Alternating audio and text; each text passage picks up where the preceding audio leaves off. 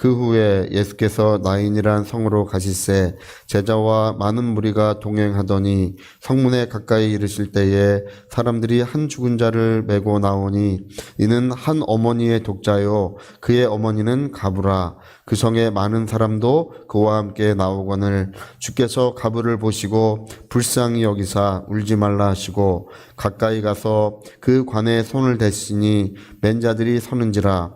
예수께서 이르시되 청년아 내가 내게 말하노니 일어나라 하시매 죽었던 자가 일어나 앉고 말도 하거늘 예수께서 그를 어머니에게 주시니 모든 사람이 두려워하며 하나님께 영광을 돌려 이르되 큰 선지자가 우리 가운데 일어나셨다 하고 또 하나님께서 자기 백성을 돌보셨다 하더라. 네, 여기까지만 읽어보겠습니다. 아멘. 네, 오늘 여기 예수님이 나인성에 가신 이야기를 여기 기록하고 있는데, 제자와 많은 무리가 동행하더니라고 할 때, 이 많은 무리라고 하는 것은 민중, 대중, 뭐 이런 뜻으로 쓰입니다. 그래서 그냥 뭐 이렇게 한 100명, 200명이 아니라, 많은 무리들이 예수님을 둘러싸고, 이제 예수님께서 나인성에 가시는 이야기가 이렇게 기록되어 있습니다. 적어도 이제 뭐, 수백 명? 또는 이제 많게는 뭐 수천 명의 사람들이 예수님께, 이 많은 무리라고 하는 말이 이제 그런 뜻이에요. 예수님과 함께 이 나인성에 이제 가셨다는 것입니다. 그래서 성문에 이제 가까이 갔을 때 사람들이 한 죽은 자를 메고 나오니 이렇게 이제 관을 메고 이제 나오는 이야기. 이제 그 한 어머니의 독자요 그의 어머니는 가부라. 그러니까 이 사람이 이제 처지가 굉장히 이제 좋지 않습니다. 옛날에는 이제 이런 경우, 이제 과부고 이제 자식도 없는 경우, 그냥 우리가 지금 볼 때는 좀 쓸쓸하고 어렵고 뭐 그렇게 생각하지만 옛날에는 이런 사람은, 그 사회에서 이제 굉장히 아주 그냥 처절한 처지가 된 거예요. 예. 그리고 사랑하는 독자가 죽었으니 남편도 죽고 또 독자도 죽었으니 얼마나 이제 이 문제가 심각하겠습니까? 근데 여기 예수님이 여기 되게 중요한 말씀을, 여기 중요한 것이 한 구절 기록되어 있는데요. 13절에 주께서 가부를 보시고 불쌍히 여기사 이런 말이 나오죠. 여기 불쌍히 여기사라고 하는 이 말은요, 우리 인간이 이해할 수 없는 말이에요. 이 말이. 우리가 불쌍히 여기는 거 우리가 다 이해할 수 있잖아요. 또 긍휼의 마음 우리가 이해할 수 있지만 여기서 나오는 이 불쌍히 여기사라고 하는 이 말은 인간이 이해할 수 없는, 그래서 원래 스플랑크 니조마이라는 말인데, 스플랑크 니조마이, 이 스플랑크 니조마이라고 하는 것은 간장이 끊어지는 것 같은, 창자가 다 뒤틀리는, 원래 이 창자, 간장 이런 말에서 나온 말인데요. 이게 창자와 간장이 다 뒤틀리는 것 같은 그런 긍휼을 말하는 거예요. 그러니까 원래 이제 영어 성경들은 여기서 불쌍히 여기사라고 하는 이 말을, 영어 성경들은 주로 마음이 그 여자에게로 갔다 이렇게 표현해요. 마음이 그 여자에게로 갔다. 왜 그런 표현을 하냐면 공감을 했다는 뜻이에요. 공감했다. 그 여자의 마음을 예수님이 공감을 했다. 얼마나 그 마음이 무너지고 얼마나 마음이 아프고 얼마나 슬픈지, 이 마음이 무너지고 이 슬픔이 가득한 그 여자의 마음을 예수님이 이제 공감을 하셨는데, 근데 예수님이 그 여자보다 더 슬퍼하셨다는 뜻이에요, 이게. 그래서 우리가 우리나라 말로는 뭐 애간장이 끓는다 그런 말을 많이 쓰지 않습니까? 애간장이 끓는다, 뭐 억장이 무너진다 이런 말을 쓰는데, 이제 그런 말로도 이 표현할 길이 없어요. 이 불쌍히 여기셨다고 하는 이 말은 신약 성경에 12번밖에 사용되지 않습니다. 예수님이 십자가를 칠 때 이 말을 써요. 불쌍히 여기사 십자가를 지셨느니라고 하는, 십자가를 지시는 이유에 대해서 이 말을 써요. 그래서 정말 창자가 뒤틀릴 만큼의 그런 불쌍히 여기는 마음, 우리는 이 마음을요 인생에 한 번도 느껴보기 어렵습니다. 근데 예수님은 이런 마음을 예수님은 종종 가지셨습니다. 그래서 이것은 우리가 이해할 수 없는 하나님만이 가지시는 그 긍휼함이고, 이 말이 어디에 써 있냐면 호세아서 11장에 써 있어요. 호세아서 11장에 어떻게 써 있냐면 긍휼이 온전히 불 붙는 듯 하도다 이런 말을 써요. 내 마음 긍휼이 온전히 불붙듯 하도다. 근데 참 그 호세아서의 그 말을 쓸 때 보면요. 야, 정말 다말에 관한 이야기인데, 음란한 여자 다말에 관한 이야기지 않습니까? 호세아서가. 예. 그래서 자식 셋을 낳고 또 눈이 맞아가지고 또 집을 나가가지고 나중에 이제 창기가 되는, 예, 그 여자에 관한 이야기예요. 그러니까 하나님이 이스라엘을 보실 때 정말 그 사랑해 주셨고 은혜를 베풀어 주셨는데 하나님을 배반하고 떠났지 않습니까? 예, 그리고 나중에 창기가 되었는데, 그렇게 그 다말을 보시는 그 하나님은 긍휼이 마음을 돌아가지고 그게 마음에 불 붙는 듯 하도다, 이렇게 말씀하시는 거예요. 우리는 그냥 화만 나고 그냥 죽여버리고 싶고 그냥 막 이렇게 생각하는데 하나님은 그렇게 여기지 않는다는 것입니다. 그래서 오늘 여기도요, 이 불쌍히 여기다고 하는 이 말이요, 진노의 자식들, 죄인된 우리를 향한 하나님의 심정을 이렇게 표현하고 있는 것입니다. 여러분, 우리가 뭐 대단한 사람인 것 같고 이제 내가 이렇게 잘난 사람인 것 같고 다 그렇지만, 그러나 사실은 하나님의 긍휼을 힘입어 사는 사람들입니다. 우리를 긍휼히 여기시되 정말 그 창자가 뒤틀릴 만큼 나를 바라보시고 불쌍히 여기시기 때문에 우리가 그 긍휼을 힘입어 우리가 하루를 살아가고 있는 거예요. 예. 얼마나 죄가 많은지 정말 저는요, 사람들이 고개를 들고 세상 살아가는 거 보면 참 신기합니다. 얼마나 죄가 많은지. 성경에 진노가 머리 위에 머물러 있더라, 요한복음 2장에 기록되어 있지 않습니까? 하나님의 진노가 그 머리 위에 머물러 있더라. 예. 영원히 불타는 지옥에 들어가도 전혀 이상하지 않을 사람들이에요. 우리가 예수 믿고 나서 우리의 행실 자체도요, 영원히 불타는 불못에 들어간다 할지라도 하나님께 우리가 항변할 수 없는 그런 죄인의 모습을 우리가 그대로 가지고 있습니다. 얼마나 우리가 의롭고 얼마나 우리가 복되고 거룩합니까? 별로 그렇지 않습니다. 예. 그러나 하나님은 그 크신 사랑으로, 그 크신 긍휼로 우리를 날마다 받아주시고 날마다 함께 해주시고 은혜와 사랑을 베풀어 주시고 계시는 것입니다. 예. 그래서 여러분, 은혜의 보좌에 관한 이야기가 그 히브리서 4장에 기록되어 있지 않습니까? 은혜의 보좌에 관한 이야기가 기록될 때 어떻게 기록되나요? 예, 때를 따라 돕는 은혜를 얻기 위하여 은혜의 보좌 앞에 나가자고 하면서 우리의 연약함을 모르는 분이 아니시라 그분은 깊은 동정심을 가지시고 우리의 연약함을 이 땅에서도 우리의 그 고난을 같이 받으신 분이시고 깊은 동정심을 가지시고 우리 기도를 들어주신다고 되어 있어요. 거기 깊은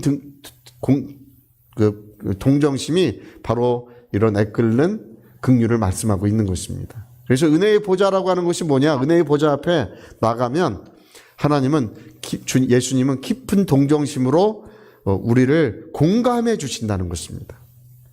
할렐루야. 그래서 제가 이렇게 신앙생활을 하고 우리 또 교회의 모습을 보며 세상의 모습을 볼 때 오늘 우리에게 필요한 것은 우리 하나님의 긍휼의 사랑이 우리에게 얼마나 필요한지 모릅니다.